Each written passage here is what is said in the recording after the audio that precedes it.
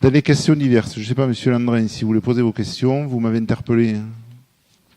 Je ne sais pas si ce sera aujourd'hui que vous pourrez nous donner toute cette explication, parce qu'elle me paraît nécessiter un peu plus qu'une question diverse. Vous nous avez expliqué mercredi dernier la structure que vous mettiez en place, entre autres avec donc un exécutif, bientôt une conférence des maires. J'ai vu ce matin que vous rajoutiez un conseil de développement. Ce que j'aurais bien aimé, c'est que vous nous expliquiez, non pas en détail, mais à quoi servent toutes ces strates et surtout quel est le niveau de responsabilité de chacune. Parce que, pour être très franc, je suis allé juste faire non pas un contrôle, mais un suivi, et j'ai regardé un petit peu ce qui se passait dans les autres communautés de communes similaires, avec à peu près le même nombre de personnes et le même nombre de communes. Alors, il n'y en a pas 50 en France, hein, mais il y en a quelques-unes. Et effectivement, j'étais surpris de voir que la structure qui était ici était très différente de celle qu'on peut trouver par ailleurs. Je pourrais vous citer des exemples, mais je ne suis pas là en censeur. Je voudrais juste comprendre à quoi sert un bureau, par exemple, à 49, quand un conseil communautaire est à 126. Quel est l'intérêt d'un bureau aussi étoffé? J'ai compris que vous vouliez effectivement diffuser et que ce soit le plus important possible, mais effectivement, j'aimerais avoir une clarification là-dessus. Alors, oui, ça me gêne pas du tout de vous apporter les explications, en tous les cas, par rapport à ma vision. J'ai compris qu'on n'avait pas la même, puisque vous proposiez un bureau à 7 personnes. Donc, évidemment, c'est pas du tout la même.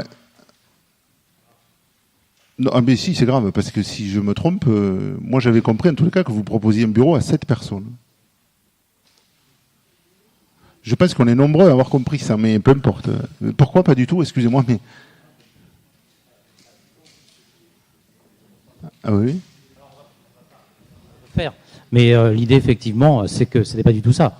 En l'occurrence, la proposition qui a été faite, c'était une réduction du nombre de vice-présidents à 11 de 16 à 11. De 15. De 15, pardon, à 11. Et un bureau global dans lequel on rajoutait 7 personnes, c'est-à-dire 11 vice-présidents, 7 personnes et un président, ce qui en faisait 19. D'accord. Pas du tout une réduction à 7 membres du bureau. Je l'avais interprété comme ça. À noter d'ailleurs que cette structure, la structure dont vous parlez, c'est-à-dire à 7, qui n'était pas du tout la proposition, elle existe dans certains territoires équivalents où il y a 9 personnes au bureau. Donc ça aurait pu être crédible, mais ça n'était pas la proposition faite. Non, mais alors, par rapport à mon explication, moi je suis dernier point juste de détail. Vous me dites que vous avez découvert ce matin, je suppose, moi j'ai pas lu la presse, mais je suppose que c'est dans la presse, que je proposais un conseil de développement. Je l'avais proposé mercredi dernier. J'avais proposé mercredi dernier un conseil de développement et de prospective, mais je vais vous indiquer un peu plus précisément les choses.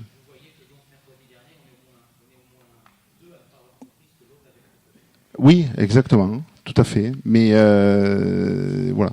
Alors, moi, je suis assez à l'aise sur la question parce que la gouvernance d'une collectivité comme celle-là, ça me passionne. Ça me passionne dans le sens où je suis intimement convaincu qu'on a besoin d'être à cette échelle pour pouvoir répondre aux enjeux du territoire. J'en suis convaincu. Et des places que j'occupe ailleurs, notamment à la région, je vois comparativement, ce qu'on peut avoir sur d'autres territoires. Mais par contre, la difficulté de ce type d'institution, c'est de la faire fonctionner. On a connu ici, certains étaient là, la fusion au départ donc de 3 communautés de communes qui réunissaient déjà un large territoire. Une opposition en fait à venir au départ côté la Tronquière et puis les difficultés par rapport à ce fonctionnement et le risque et la crainte d'une centralisation. Mais moi je veux exactement l'inverse. Et lorsque je suis arrivé il y a 2 ans à la suite de mon prédécesseur, c'est déjà la proposition que j'avais faite. Et d'ailleurs à l'époque, j'avais proposé à Martin Malvy de pouvoir mettre en place ces secteurs qui, pour moi, sont le seul moyen de faire fonctionner un territoire sur les compétences que nous avons. Quand on parle des compétences d'État, c'est complètement différent. Sur les compétences que nous avons, pour faire fonctionner un territoire comme ça, il faut s'appuyer sur les secteurs. La proposition qui est faite, j'ai lu aussi ce que vous avez pu déclarer sur les réseaux sociaux ou certains qui ont abondé. Peut-être c'est un record de France, je ne suis pas sûr, mais peu importe. Je ne suis pas sûr, mais peu importe. Vous avez des territoires, vous regarderez quand même autour de vous, qui ont fait d'autres choix. Il y en a pas loin d'ici qui ont pris 15 vice-présidents et 12 conseillers délégués. Chacun a sa méthode d'organisation. Le même territoire, d'ailleurs, qui, sur le mandat précédent, a supprimé les territoires. On a vu le résultat.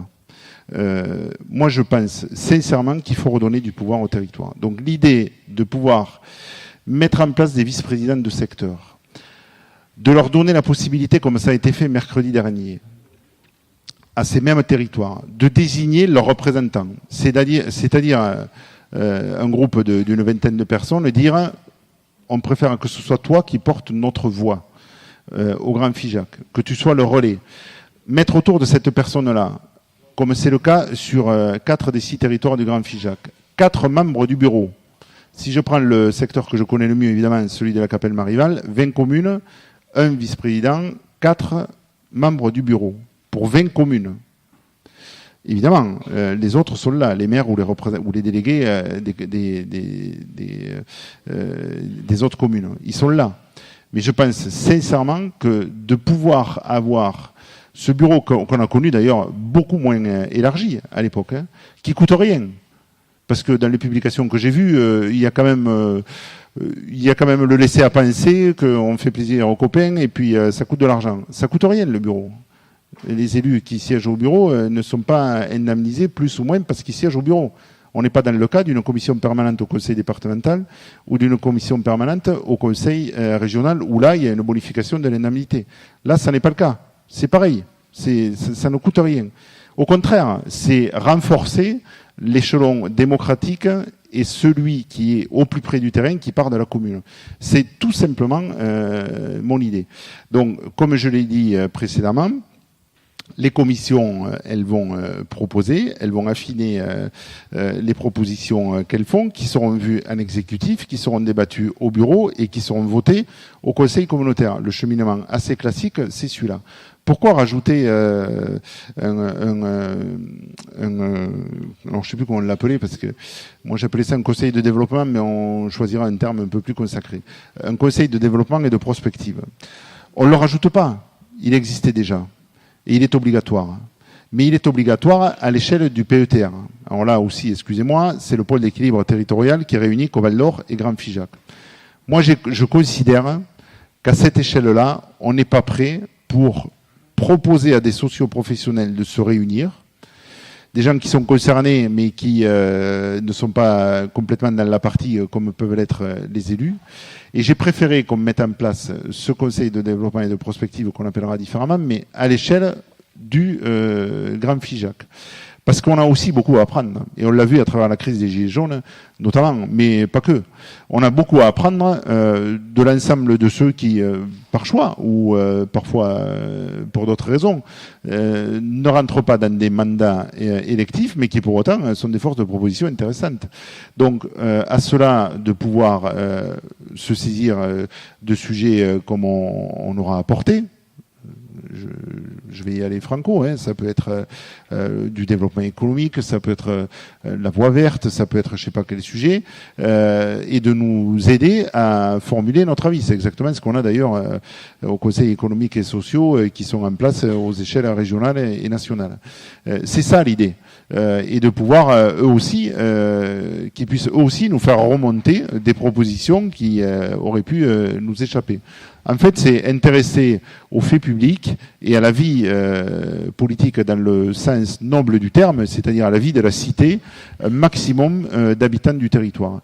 C'est tout simplement mon idée. C'est pas pour faire plaisir aux copains, parce que sincèrement, vous l'avez vu, des copains, j'en ai partout, et j'espère d'ailleurs en avoir encore longtemps, mais vous avez compris, sur les territoires, la main a été donnée à chaque territoire pour désigner qui y voulait. Et moi, j'ai pas fait de la cuisine dans l'arrière-cuisine. Ils le savent.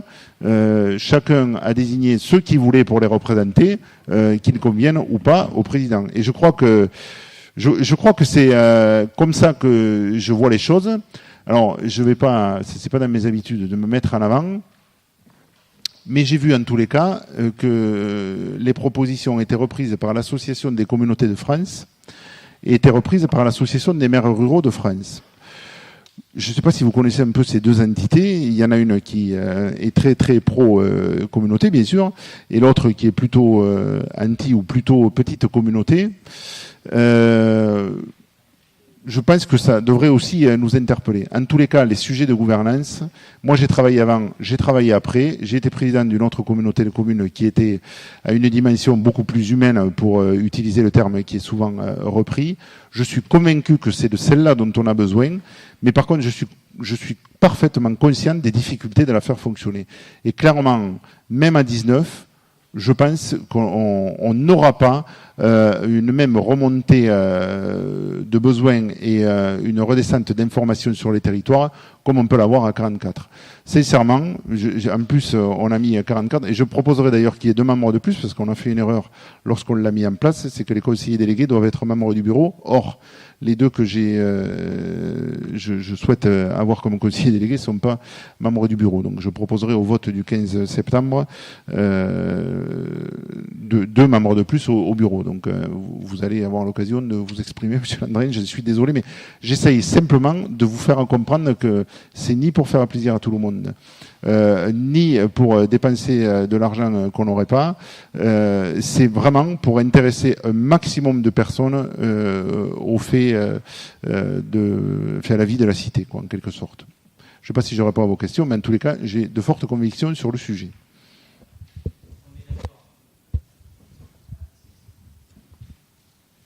On est d'accord sur l'objectif, mais on avait bien compris qu'on n'était pas d'accord sur la méthode.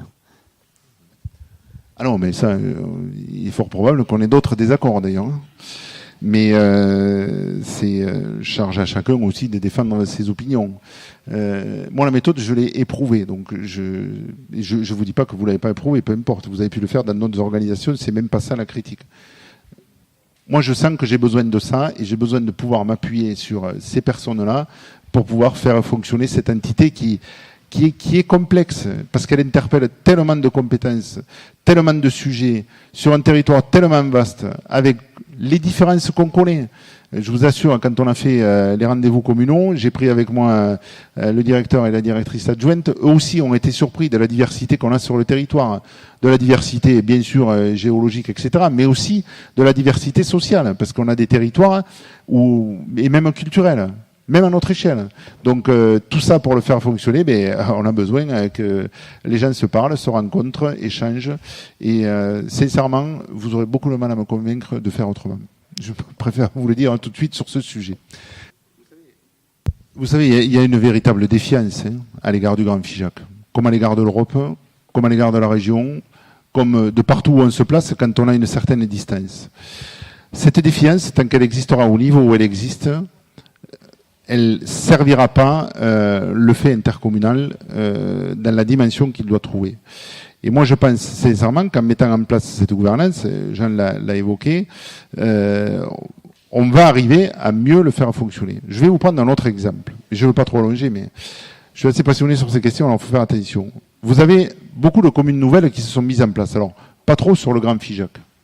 Beaucoup de communes nouvelles se sont mises en place. La loi aujourd'hui, je ne sais pas, mais la loi sur la précédente mandature les invitait donc à regrouper l'ensemble des conseils municipaux pour créer le conseil de la commune nouvelle.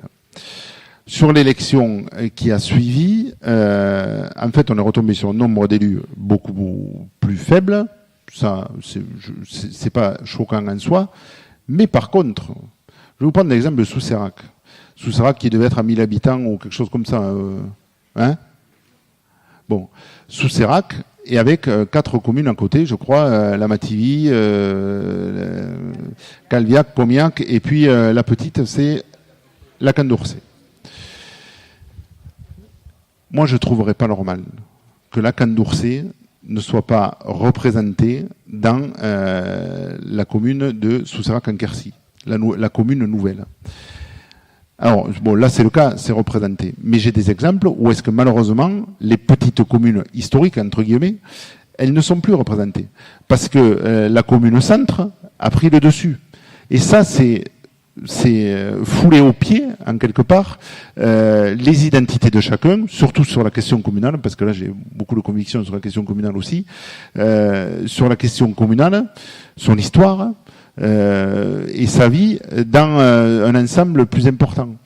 Donc, pour moi, si j'avais d'ailleurs gagné d'autres élections à une époque, j'aurais certainement invité le législateur à obliger la représentation des communes historiques dans les nouveaux conseils communaux, dans les nouveaux conseils municipaux des communes nouvelles.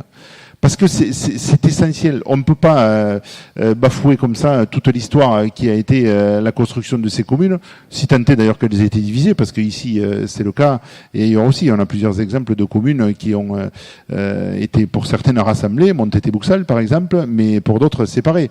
Donc je crois vraiment que il faut faire attention parce que la démocratie, ça part aussi de la considération qu'on peut avoir par rapport à la construction communale qui est ancienne, elle a 200 ans et plus. Mais la construction intercommunale qui est récente, parce qu'elle a 30 ans, il faut véritablement qu'on y prenne garde et assurer une représentation à l'ensemble des territoires, c'est pour moi quelque chose d'essentiel.